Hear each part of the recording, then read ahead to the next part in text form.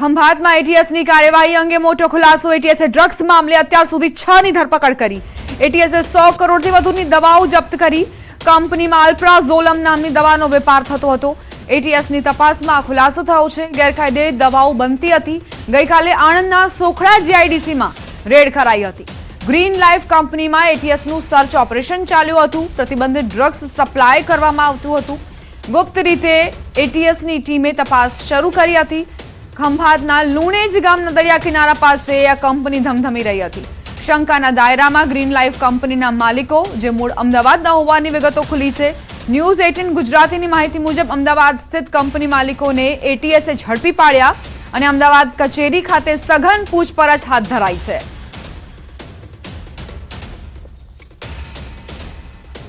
અમને કાર્યવાહી ઓલરેડી અમે હાથ ધરી રહ્યા છીએ. અમને જે તે વિભાગ દ્વારા જે પણ કોઈ દરોડા પાડવામાં આવ્યા છે એ અંતર્ગત અમે માહિતી મેળવી અને પર્યાવરણ રૂલ અંતર્ગત જે પણ કોઈ એની આગળની કાર્યવાહી કરવાની થતી હશે અમને. ખંભાતમાં એટીએસની કાર્યવાહી અંગે હર્ષ સંઘવીનું નિવેદન. 107 કિલોથી વધુ અલ્પ્રાઝોલમ પાવડર જપ્ત કરાયો છે. ઊંઘની દવા બનાવવામાં પાવડર વપરાતો હોય છે. હર્ષ સંઘવીએ એટીએસની ટીમને અભિનંદન પાઠવ્યા. ગ્રીન લાઈફ કંપનીમાં એટીએસનું સર્ચ ઓપરેશન હતું. સમગ્ર ડિટેલ માહિતી એટીએસ આપશે. 107 કિલોથી વધારે અલ્પ્રાઝોલમ પાવડર જપ્ત કરવામાં આવ્યો છે. આ પાવડર એ ઊંઘની જે ગોળી હોય છે એમાં વાપરવામાં આવતો હોય છે. 5 આરોપી જેને આ મેન્યુફેક્ચરિંગ એટલે કે જોબ વર્ક માટે જે ભાડે લીધેલું છે તેમને પકડવામાં આવ્યા છે અને એની ડિટેલ્ડ ઇન્ક્વાયરી ચાલી રહી છે. આ એટીએસનું ખૂબ સરસ અને સફળ ઓપરેશન છે. હું એટીએસની આખી ટીમને અભિનંદન આપું છું. ન્યૂઝ 18ની ટીમ ખંભાત પહોંચી. ખંભાતની ગ્રીન લાઈફ કંપનીના સ્થળે પહોંચી જ્યાં દરોડા પાડવામાં આવ્યા હતા અને એટીએસને 100 કરોડની કિંમતનો જે દવાનો જથ્થો છે તે પણ ત્યાંથી ઝડપાયો છે. સંવાદદાતા જનક જાગીરદાર લાઈવ જોડાઈ ગયા છે. તેમની પાસેથી વધુ વિગતો લઈશું. જનક, અત્યાર સુધી એટીએસના દરોડામાં કઈ કઈ હકીકતો ખુલી છે? કેટલા કિલો દવાનો જથ્થો, કેટલી કિંમતનો દવાનો જથ્થો ઝડપાયો છે? જે ચોક્કસ દીપા, આ જે આણંદ જિલ્લાનો ખંભાત તાલુકો અને એનું આ સોખડા જીઆઈડીસી, જ્યાં હું ચોક્કસ આ દ્રશ્યમાં બતાવવા માંગીશ કે આ ગ્રીન લાઈફ ઇન્ડસ્ટ્રીઝ કંપની છે, જ્યાં અહીંયા બિન અધિકૃત રીતે એટલે પ્રતિબંધિત જે ઊંઘમાં જે દવા બનાવવામાં આવે છે એનો પ્રતિબંધિત પાવડર અહીંયા બનાવવામાં આવ્યો હતો. એટીએસ ને ખૂબ વિશ્વસનીય માહિતી મળી હતી કે આ જે કંપની છે એ બિન અધિકૃત રીતે પ્રતિબંધિત ડ્રગ્સ કહેવાયા એ બનાવતી હતી. એટલે એટીએસે ગઈકાલે રેડ કરી હતી. લગભગ 11 ગાડીઓ એટીએસની હતી, એટલે લગભગ 40 જેટલા અધિકારીઓ એટીએસ ના હતા. અહીંયા સ્થાનિક પોલીસ પણ જોડાઈ હતી, અહીંયા એસઓજી પણ જોડાયું હતું, એફએસએલ પણ જોડાયું હતું. લગભગ 8 થી 9 કલાક આખી જે આ પોલીસની ટીમ છે એ અહીંયા આ ગ્રીન લાઈફ કંપનીમાં એમણે રેડ કરી હતી, સર્ચ ઓપરેશન હાથ ધર્યું હતું. ખૂબ લાંબી કાર્યવાહી ચાલી હતી. અત્યારે જે માહિતી છે એ પ્રમાણે આ જે મૂળ ફેક્ટરીના માલિક ને પરમ દિવસે એટલે એટીએસે ત્યાં અમદાવાદ ખાતેથી અટકાયત કરી હતી, કારણ કે મૂળ આ માલિક છે એ અમદાવાદ રહે છે. એની સાથે અન્ય 5 વ્યક્તિઓની બી અટકાયત કરી હતી. ખૂબ જ ગંભીર બાબત, કારણ કે જીઆઈડીસી અને બીજી એક મહત્વની બાબત એ છે કે જ્યારે આ કંપની પાસે લાયસન્સ છે મેડિસિન બનાવવાનું, એટલે ફાર્માસ્યુટિકલ લાયસન્સ છે, એટલે ચોક્કસ કહી શકાય કે રાજ્ય સરકાર જ્યારે કોઈ પણ કંપનીને ફાર્માસ્યુટિકલ દવા બનાવવાનું લાયસન્સ આપતી હોય તો સ્થાનિક ડ્રગ્સ વિભાગની પણ એટલી જ જવાબદારી છે આણંદની કે એમણે બી દર વર્ષે ઇન્સ્પેક્શન કરવું જોઈએ કે ખરેખર આ લોકો અધિકૃત દવા બનાવે છે કે બિન અધિકૃત દવા બનાવે છે. બીજી મહત્વની બાબત એ છે કે પોલ્યુશન વિભાગની પણ એટલી જ જવાબદારી છે. ચોક્કસ પોલ્યુશન વિભાગના અધિકારી આપણને પ્રતિક્રિયા આપી છે કે ભાઈ આમાં જો જે કોઈ પોલ્યુશનના નોર્મ્સનું પાલન નહીં થયું હોય તો ચોક્કસ કાર્યવાહી થશે. પરંતુ આજે સવારે અમારે ટેલિફોનિક વાત ડ્રગ્સ વિભાગના મહિલા અધિકારી સાથે થઈ તો એમણે એવું કહ્યું કે હું તો રિપોર્ટ તૈયાર કરું છું અને હમણાં જ થોડીક ક્ષણો પહેલા જ આ જ ફેક્ટરીમાં એક ડ્રગ્સ વિભાગના મહિલા ઇન્સ્પેક્ટરે અહીંયા ફેક્ટરીમાં એન્ટ્રી લીધી છે. એટલે આ બધી જે સમગ્ર આખો ઘટનાક્રમ છે એ ખૂબ ગંભીર બાબત છે, કારણ કે જ્યારે આવો બિન અધિકૃત એક પાવડર કે જે ઊંઘની દવામાં વપરાતો હોય એટલે ચોક્કસ એને ડ્રગ્સ કહી શકાય. અને એટીએસ ની ટીમ અને સમગ્ર એની સ્થાનિક જે ટીમ છે ખંભાતની જે સ્થાનિક પોલીસ છે, અત્યારે અહીંયા ખંભાતની સ્થાનિક પોલીસનો બી એક બંદોબસ્ત છે રૂરલ એરિયાનો, અને આખો આ વિસ્તાર એમણે પ્રતિબંધિત કર્યો છે. અમે બી ખૂબ મુશ્કેલીથી અંદરના વિઝ્યુઅલ્સ આપને મોકલ્યા છે. એટલે ચોક્કસ કહી શકાય કે સમગ્ર આ ઘટનાક્રમ ખૂબ ગંભીર બાબત, અને આ ચોક્કસ કહી શકાય કે આણંદ ડ્રગ્સ વિભાગની ખૂબ મોટી બેદરકારી. કારણ કે રાજ્ય સરકાર જ્યારે કોઈ પણ ફાર્માસ્યુટિકલ કંપનીને દવા બનાવવાનું લાયસન્સ આપ્યું હોય તો ત્યારબાદ સ્થાનિક જે તે જિલ્લાઓમાં કે જે તે જગ્યાએ આ લાયસન્સ આપ્યું છે તો એ પ્રમાણે દવાનું ઉત્પાદન થાય છે કે નહીં એ જોવાની જવાબદારી આણંદ જિલ્લાના ડ્રગ્સ વિભાગની છે. જી દીપા. જનક, અત્યારે 6 આરોપીઓ સકંજામાં આવ્યા છે, પરંતુ આ જે 100 કરોડનો જથ્થો ઝડપાયો છે, 100 કરોડથી વધુનો જથ્થો ઝડપાયો છે, તો એવું નથી લાગતું કે માત્ર ને માત્ર 6 આરોપીઓની જ સંડોવણી હોઈ શકે? અન્ય કેટલાક આરોપીઓ પણ સંડોવાયેલા હશે, મોટું નેટવર્ક તેમનું હશે?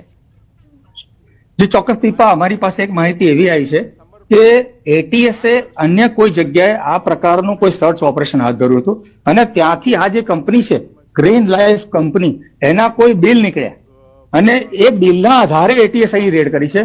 લગભગ 100 કરોડનો મુદ્દામાલ છે, અને લગભગ 100 કરોડનો મુદ્દામાલ છે, અને 101 કરોડનો આખો આ વેપલો છે, અને 107 કિલોનો પાવડર છે. એટલે ચોક્કસ કહી શકાય કે આ ખૂબ ગંભીર બાબત, અને 6 વ્યક્તિ ના હોઈ શકે, કારણ કે આનું આખું એક નેટવર્ક હશે, કારણ કે આ પાવડર ક્યાંથી ક્યાં પહોંચાડો. એટલે એટીએસ આ જે 6 વ્યક્તિની પૂછપરછ કરે ત્યારે જ આગળનું જે કોઈ હકીકત છે તે સામે આવી શકે. જી દીપા. આભારજનક જાણકારી આપવા માટે. તો ઊંઘની દવા બનાવવામાં જે પાવડરનો ઉપયોગ થતો હતો તેનો ગેરકાયદેસર રીતે ઉપયોગ આ વ્યક્તિઓ કરતા હતા, અને સાથે જ 100 કરોડથી વધુની દવાનો જથ્થો અહીંથી ઝડપાયો છે, જેના કારણે એવી આશંકાઓ છે કે એક મોટું નેટવર્ક ચલાવવામાં આવી રહ્યું હતું, જેના પર એટીએસની ટીમ પહોંચી અને દરોડા પાડ્યા. કંપનીમાં પ્રતિબંધિત ડ્રગ્સ બનતું હતું. પ્રતિબંધ હોવા છતાં પણ આરોપીઓ નફો રળવા માટે આ પ્રકારની ગતિવિધિઓને અંજામ આપી રહ્યા હતા.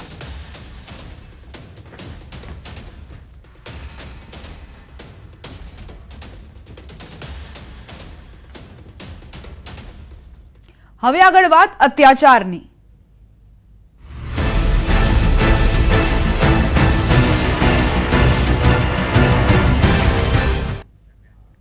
સમાચાર કચ્છથી પ્રાપ્ત થઈ રહ્યા છે. શિક્ષિકાના ત્રાસથી વિદ્યાર્થીનીનો આપઘાત. રાપરના ભીમાસરમાં ધોરણ 10ની વિદ્યાર્થીનીએ જીવન ટૂંકાવ્યું. મુખ્ય શિક્ષિકાના ત્રાસથી દીકરીએ ગળે ફાંસો ખાધો. દીકરીના આપઘાતના ચોથા દિવસે સુસાઇડ નોટ મળી આવી. શિક્ષિકા હેરાન કરતી હોવાનો સુસાઇડ નોટમાં ઉલ્લેખ કરાયો છે. પોલીસે મુખ્ય શિક્ષિકા કમ આચાર્ય સામે ગુનો નોંધ્યો. પોલીસે દફનાવાયેલા મૃતદેહને બહાર કાઢી ફોરેન્સિક ઓટોપ્સી માટે જામનગર મોકલ્યો છે. ધોરણ 10માં ભણતી આ કિશોરી, જેને એટલા હદે ત્રાસ આપવામાં આવ્યો કે તેણે આપઘાત કરી લીધો, આત્મહત્યાનો રસ્તો તેણે અપનાવી લીધો. સુસાઇડ નોટના આધારે આરોપ મૂકવામાં આવી રહ્યા છે કે જે શિક્ષિકા હતા તેમણે આ બાળકીને ટોર્ચર કરી, આ કિશોરીને ટોર્ચર કરી, અને ત્યારબાદ તેણે આપઘાત કર્યો. પોલીસ અત્યારે તપાસ કરી રહી છે, અને તપાસ બાદ હકીકત ખુલશે કે આખરે આ મુખ્ય શિક્ષિકા કેટલા હદે ત્રાસ આપતા હતા. સુરતમાં વિદ્યાર્થીનીના આપઘાત કેસમાં મોટો ખુલાસો થયો. તપાસ કમિટીએ ડીઈઓને તપાસનો રિપોર્ટ સોંપ્યો. જિલ્લા શિક્ષણાધિકારીને સોંપવામાં આવેલ રિપોર્ટમાં ફીની ઉઘરાણી મુદ્દે વિદ્યાર્થીની આપઘાત ન કર્યો હોવાનો ખુલાસો. પારિવારિક કારણ જવાબદાર હોવાનું રિપોર્ટમાં કારણ દર્શાવાયું છે. વિદ્યાર્થીઓના નિવેદન પરથી રિપોર્ટ તૈયાર કરાયો. ગોડાદરાની આદર્શ સ્કૂલની પોલમપોલ બહાર આવી. સ્કૂલ 17,000 ફી વસૂલતી હોવાનો ડીઈઓને રિપોર્ટ સોંપાયો. એપ્રિલ 2024માં ફી નિર્ધારણ કમિટીએ ધોરણ 8 સુધી 15,000 ફીનો ઓર્ડર કર્યો હતો, જ્યાં શાળા વધુ ફી વસૂલતી હતી. તપાસ કમિટીએ તપાસના નામે વેઠ ઉતારી હોવાની ચર્ચા. તપાસમાં સ્કૂલની અન્ય કેટલીક બેદરકારી પણ સામે આવી. સ્કૂલને નોટિસ આપવાની તજવીજ હાથ ધરાઈ છે.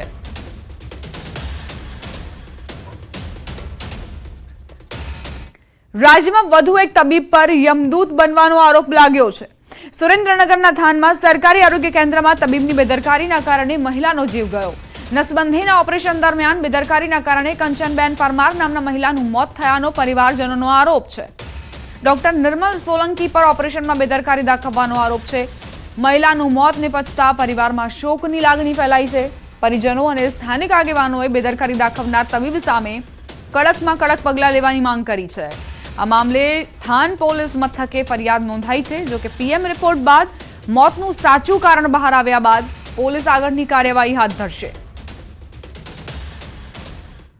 આ બેન 100 વાગે ડેથ થયા છે તો અમને મોડા કેમ જાહેર કર્યા, કેમ તાત્કાલિક અમને કહેવામાં ન આવ્યું કે આ બેન ડેથ થઈ ગયા છે? તો આ બાબતે ડોક્ટરોની પણ બેદરકારી છે. આજે અમે સરકાર પાસે આરોગ્ય વિભાગ પાસે માંગણી કરીએ છીએ કે ફોરેન્સિક રિપોર્ટ જે પણ આવશે તે પણ ખરેખર પીડિત પરિવાર છે એને ન્યાય મળવો જોઈએ અને આવા જે ડોક્ટરો છે પોતાની બેદરકારીથી કોઈ પણ બહેનનું જીવ લઈ શકે છે, આવા ડોક્ટરો ઉપર કડકમાં કડક કાર્યવાહી થવી જોઈએ અને પરિવારને ન્યાય મળવો જોઈએ. જે પણ પરિવારજનો છે એમનું એવું કેવું છે કે જે પણ ડોક્ટર ઓપરેશન કરતા હતા એમના નેગ્લિજન્સીના કારણે આ સમગ્ર બનાવ બનેલો છે. હાલ જે છે થાનગઢ પોલીસ સ્ટેશનમાં પોલીસ તપાસ જે છે એડી નો ગુનો દાખલ કરી અને હાથ ધરવામાં આવી છે. જે બોડી છે એને પણ રાજકોટ ખાતે ફોરેન્સિક પીએમ માટે થઈને મોકલવામાં આવી છે. 7-8 ડોક્ટરો આના વાઇફને પમ્પિંગ કરી રહ્યા હતા. કોઈ પણ જાતની પ્રક્રિયા એમના બેનમાં થતી નથી, એમના પમ્પિંગ કરે. પણ જે ડોક્ટર ઓપરેશન કરાવે એ ડોક્ટર તો ત્યાં હતા જ નહીં, ફરાર થઈ ગયા હતા. પછી ડોક્ટરો સાહેબોને મેં પૂછ્યું, સાહેબ શું થયું છે? એટલે ડોક્ટરે એમ કીધું કે આ બેનનું હૃદય પમ્પિંગ નથી થતું, તમે તાત્કાલિક આ બેનને સારવાર માટે તમે રાજકોટ કા સુરેન્દ્રનગર લઈ જાઓ. પણ શું થયું એ બેનને એ કાંઈ જણાવતા નહોતા. એમના નર્સ ને એ બધા હારે હતા અહીંયા અંદર. એટલે ત્યાં કને ઓપરેશન 8-10 જણાને ઓપરેશન કર્યું. તે પછી મારા ઘરનાનો વારો આવ્યો. મારા ઘરનાનો વારો આવ્યો એટલે પછી એમને પછી હૃદયનું ધબકારાની બધું બંધ થઈ ગયું ને એવું બધું જાણવામાં આવ્યું. એટલે એ બહાર લઈ આવ્યા. બહાર લઈ આવીને અંદર ઓલા રૂમમાં લઈ ગયા. એટલે રૂમમાં લઈ જઈને પછી મને અંદર બોલાવ્યો. એટલે કે તો કે થોડુંક કે વધારે કે ઓલું છે એટલે કે રાજકોટ કા સુરેન્દ્રનગર લઈ જાઓ. એટલે મેં વળી બહાર આવીને પછી મેં મારા કાકાને ફોન કર્યો. એટલે મારા કાકા કાંઈક આવી ગયા, મને બહાર કાઢ્યો. પછી મારા કાકાને. સુરત મહાનગરપાલિકા સંચાલિત સ્મીમેર હોસ્પિટલ ફરી વિવાદમાં આવી છે. તબીબ અને દર્દીના સગાની રકઝકનો વિડીયો વાયરલ થયો. દર્દીને ખેંચ આવતા તબીબોએ યોગ્ય સારવાર ન કરી હોવાનો આક્ષેપ છે. દર્દીના આક્ષેપ સામે મહિલા તબીબ કહી રહ્યા છે કે દારૂ પીવાના કારણે ખેંચ આવે છે. સ્મીમેરમાં સારવાર માટે આવતા દર્દીના સ્વજનોને કડવો અનુભવ થયો. વાયરલ વિડીયો સ્મીમેર હોસ્પિટલમાં સત્તાધીશો માટે તપાસનો વિષય બન્યો છે. સ્મીમેર હોસ્પિટલના સુપ્રિન્ટેન્ડન્ટ જીતેન્દ્ર દર્શનનું નિવેદન, તટસ્થ તપાસ માટે ડોક્ટરોની કમિટી રચાશે. કમિટીની તપાસ બાદ જવાબદારો સામે કાર્યવાહી થશે. ગેરરીતિ ચલાવી લેવામાં નહીં આવે. ઘણી વખત દર્દીઓને સારવાર દરમિયાન ખેંચના લક્ષણ જોવા મળે છે. દર્દીની ટ્રીટમેન્ટ ચાલતી જ હતી. હવે એ જે ગેરસમજ થઈ છે કે ટ્રીટમેન્ટ અપાતી નથી કે એ પેશન્ટના અને એ તપાસનો વિષય છે. એના માટે હું તપાસ સમિતિ નિમીને પછી એ જે આગળની તપાસ છે કે કારણ શું છે બધાનું. અને જે વાત વિડીયોમાં દેખાય છે કે ભાઈ દારૂ ના મળી અને એના કારણે ખેંચ આવી છે, તો એ કદાચ ડૉક્ટર જે છે એ જે વિડ્રોલ સિમ્ટમ્સ છે એના માટે સમજાવવાનો પ્રયત્ન કરતા હશે. હવે ખેંચ આવવાનો વિષય છે એ વિડ્રોલના ભાગરૂપે હોઈ શકે કે વ્યસનને લીધે હોઈ શકે અને બીજું પણ કારણ હોઈ શકે. રાજકોટ જિલ્લાના 3 ગામના ખેડૂતોમાં વિરોધનો વંટોળ ફૂંકાયો છે. ડેમની જગ્યાએ સોસાયટી ફાળવી દેતા ખેડૂતોમાં રોષ ભભૂકી ઉઠ્યો. જસવંતપુરા, પાળ અને મવડી ગામના ખેડૂતો ધુઆપુઆ થયા છે. સરકાર દ્વારા સિંચાઈના પાણીની જગ્યા પ્લોટ માટે ફાળવી દેવામાં આવી. જોકે ખેડૂતોએ વિરોધ કરતા જિલ્લા કલેક્ટરે કામગીરી બંધ કરાવી છે. મધુરમ પાર્ક કોઓપરેટિવ સોસાયટી અને કૃષ્ણા પાર્ક કોઓપરેટિવ સોસાયટીને જમીનની ફાળવણી કરતા ખેડૂતોમાં વિરોધનો વંટોળ ઉભો થયો છે.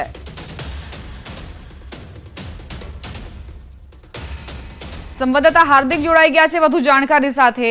હાર્દિક, 3 ગામના ખેડૂતોએ અત્યારે વિરોધ કર્યો છે. શું જાણકારી છે? આખરે કેમ વિરોધ?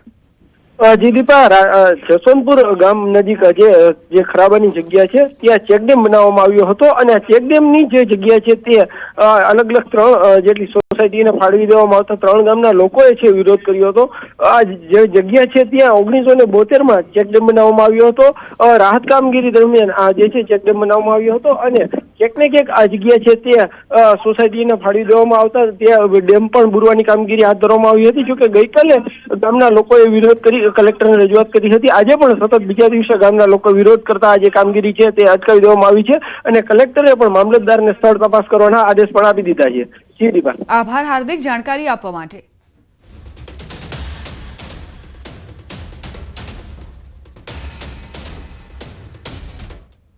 રોકાઈશું એક નાનકડા વિરામ માટે. આપ જોતા રહો ન્યૂઝ 18 ગુજરાતી.